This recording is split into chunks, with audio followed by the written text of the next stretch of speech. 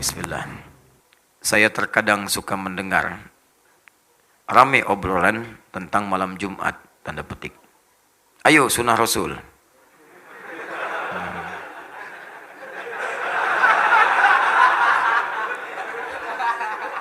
Paham nggak? Ya berdoa aja dulu ya. Berdoa yang serius, mudah-mudahan ya 2 hari sebelum kiamat bisa nikah ya. Insyaallah. Ayo sunnah Rasul, malam Jumat ayo sunnah Rasul. Nah, yang saya tahu hadis yang menyebutkan itu ternyata hadis maudhu. Benarkah? Katanya tahu, engkau nanya itu mah teh. Ya, yang saya tahu hadis yang menyebutkan itu ternyata hadis maudhu. Benarkah? Nah. Sedangkan berhubungan intim suami istri tidak hanya malam Jumat saja, alias kapanpun saja harinya bebas.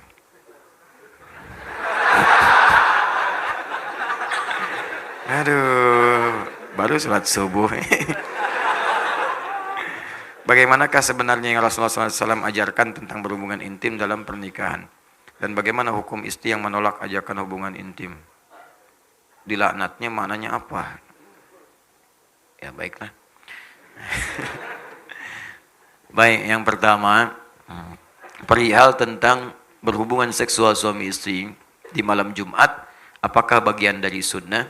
Sepanjang pengetahuan kami, tidak ada satu hadis pun, atau bahkan ayat Al-Quran pun, yang mengkhususkan misalnya hubungan suami istri di hari-hari tertentu, malam-malam tertentu.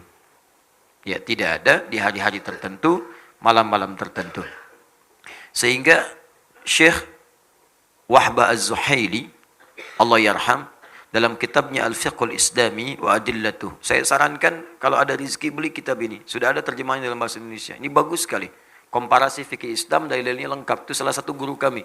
Saya diantaranya mengaji fikih kepada Syekh Wahbah Az-Zuhaili. Ini orang hebat nih. Disebut As-Suyutil Mu'asir. Imam Suyutinya kontemporer. Jadi kalau bicara biasa, tapi kalau nulis hampir di setiap bidang ilmu, beliau ada tulisannya. Banyak tulisannya itu. Syekh Wahbah Az-Zuhaili. Beliau menuliskan dalam kitabnya Al-Fiqhul Islami wa Adillatuh, cetakan tahun 1985. Beliau sampaikan, walaysa minas sunnati, awas, walaysa minal sunnati al-jima' fi layalin muayyanah. Dan tidak tersebut dalam sunnah itu, ya terdapatnya kemudian isyarat hubungan seksual suami istri di malam-malam khusus. Misal di malam Jumat saja, atau di malam Sabtu saja, ya atau di malam misalnya Senin saja, tidak disebutkan. Ya tidak disebutkan. Bahkan ketika ayat Al-Quran turun itu bahkan di malam-malam Ramadan pun, ya itu kalau misalnya terjadi hasrat itu diperkenankan. Ya sepanjang waktunya diatur yang tidak kemudian bertabrakan dengan ibadah-ibadah tertentu. Apa dalilnya? Quran surah kedua Al-Baqarah ayat 187, paling kanan sebelah atas. Ya uhilla lakum lailatus siyami rafathu ila nisaikum hunna libasul lakum wa antum libasul lahun. Ya dihalalkan bagi kalian kalau ingin bercumbu suami istri di malam-malam Ramadan, silakan saja. Silakan, cuman dilakukan di waktu-waktu yang baik. Ya dia pakaianmu, kamu pakaiannya, berhubunganlah dengan baik. Ya dengan cara yang elok dan seterusnya. Jadi tidak ada waktu-waktu yang spesial. Adapun mungkin tafsiran ini terkait dengan keterangan Nabi sallallahu alaihi wasallam di hadis riwayat At-Tirmidzi. At-Tirmidzi nama aslinya Muhammad, bapaknya namanya Isa. Muhammad bin Isa tumbuh berkembang sampai wafat di Tirmidz, dikenal dengan At-Tirmidzi. Menyampaikan riwayat dalam kitabnya nomor hadis 496. Ya, man ightasala fi yaumil jumu'ati wa ghassala wa kabbara ya wabtakara. Siapa yang mandi di hari Jumat, mandinya sempurna hari Jumat. Mandinya sempurna, dibasuh awal sampai akhirnya. Ya, ghassala itu biasanya dalam bab fikih al-ghusl seperti mandi junub. Sempurna gitu kan? Ya, jadi teliti, rapi, ya dari wudhu terlebih dahulu, kemudian rapi dari atas sampai bawah sempurna dibersihkan. Itu ghassala. Ya, ghassala yughassilu. Ghuslun babul ghusli, bab mandi secara menyeluruh. Ya, babul janabah, bab mandi dalam janabah. Babul ghuslu, mandinya itu mandi terkait dengan janabah. Ghassala diartikan itu. Siapa yang sebelum berangkat Jumat mandi, mandinya seperti orang mandi junub, sempurna dia. Kemudian dia berangkat ke Jumat di awal waktu, mengambil saf paling depan. Ada yang nafsirkan di awal waktu, ada yang nafsirkan ngambil saf paling depan sepanjang tidak mengganggu saudaranya. Menafsirkan saf paling depan itu bukan Anda kemudian melihat peluang di situ kemudian menerobos orang sampai orang tidak nyaman. Ya, punten, saf pertama nih, saf pertama, bukan. Ya, datang di awal, duduk dengan nyaman. Ada orang datang, berikan ke lapangan. Bukan Anda datang terlambat, nerobos saf paling depan. Sudah penuh, Pak. Urusan penuh urusan Anda. Urusan saya dengan malaikat nih. Pengen dicatat depan unta ya. Baik. Nah, itu enggak dibenarkan. Lalu dia datang saf pertama. Duduk dia mendengarkan khutbah dengan benar sampai selesai. Maka orang ini seperti mendapatkan ibadah puasa dan sholat selama setahun penuh. Dapat pahala orang puasa dan sholat malam selama setahun penuh. Cuman Jumat itu seperti hadisnya sahih. Termasuk disahihkan oleh Syekh Al-Albani. Sahih hadisnya. Jadi kalau Anda berangkat di hari Jumat, Jumat itu peluang banyak pahalanya. Banyak sekali.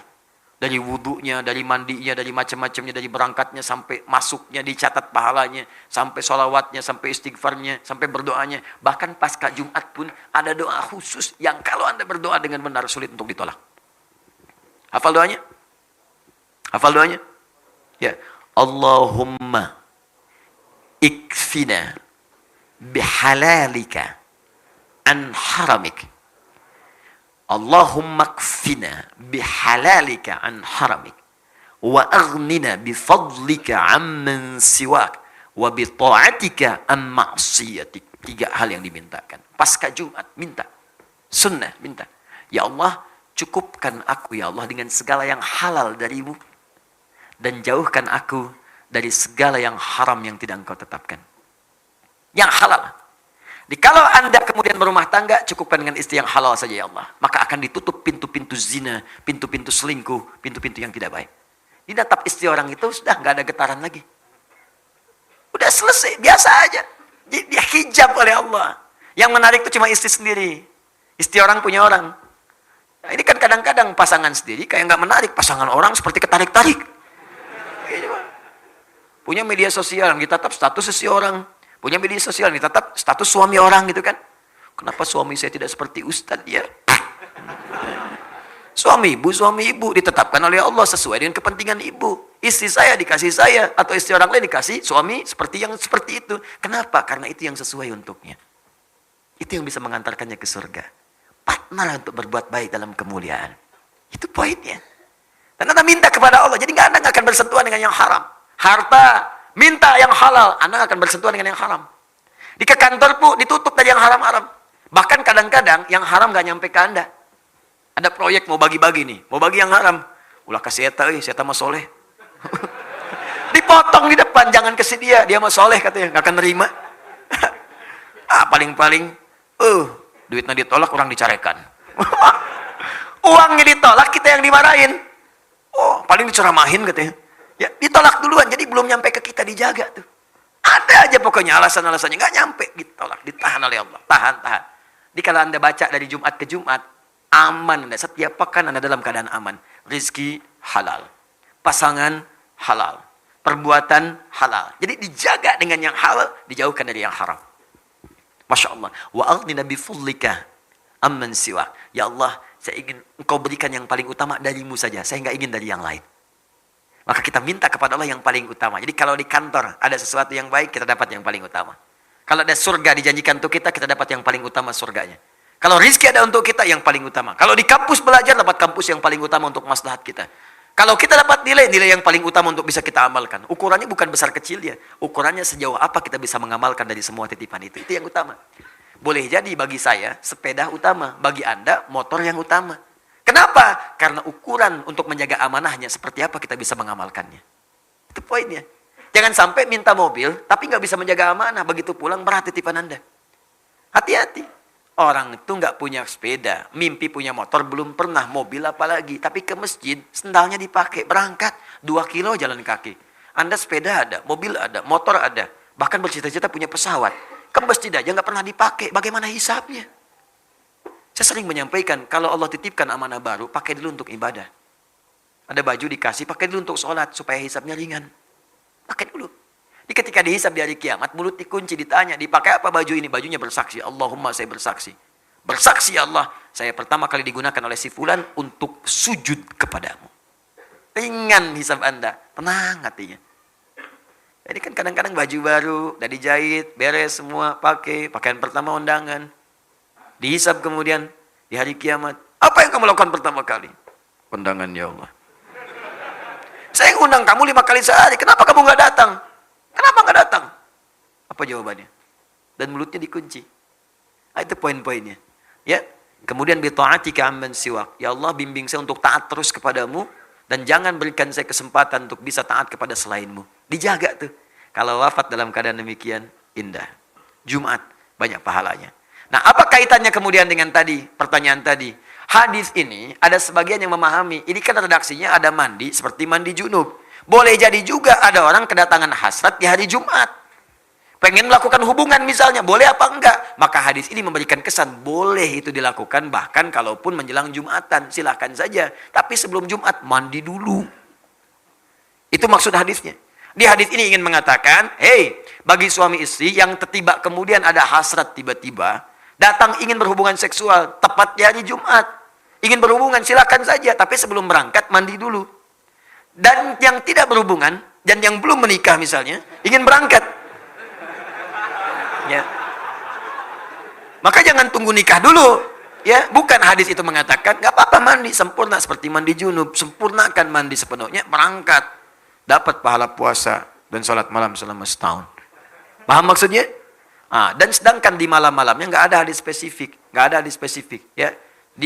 Boleh saja kalau ingin bercanda atau macam-macam, tapi hati-hati jangan sampai menempatkan sebuah riwayat tidak pada tempatnya.